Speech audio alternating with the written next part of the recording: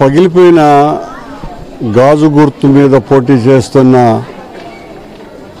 Tirupati assembly అభ్యర్థి చిత్తూరు వాసి, తిరుపతితో ఏ సంబంధము లేనటువంటి వ్యక్తి, తిరుపతి నా ప్రాణం, శ్రీనివాసులు అడ్డా, తిరుపతి గడ్డ అని ప్రచారం చేసుకుంటున్నటువంటి వ్యక్తి చిత్తూరులో శాసనసభ్యునిగా సొగమూరు ఆకుపై చేసేసి దోపిడీ చేసి అక్కడ ఉన్నటువంటి వనరులంతటినీ కూడా కాజేసి ఈ శ్రీనివాసులకు ఓటేస్తే డిపాజిట్లు కూడా రావు, జనం తిరుపతిలో ఉమ్మేసే పరిస్థితి ఉన్నది, తిరుపతి వాళ్ళు గెలవాలి, నువ్వు రాకూడదు అని ఇతర ఇండిపెండెంట్ అభ్యర్థులు కూడా ప్లే కార్డులు పట్టుకొని తిరుగుతున్నారు.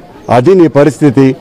ఇలాంటి మోసగాళ్లకు తిరుపతిలో జనసేన అభ్యర్థిగా పోటీ చేయటం అన్నది పవన్ కళ్యాణ్కే అవమానకరమైనటువంటి. పవన్ కళ్యాణ్ అనే వ్యక్తి ఎంత పనికిమాలినోడు, 30 కోట్ల రూపాయలు నీ దగ్గర డబ్బులు తీసుకొని ఆ టికెట్ ఇచ్చినాడంటేనే ఆ పవన్ కళ్యాణ్ యొక్క వ్యక్తిత్వం కూడా అర్థమైపోతుంది.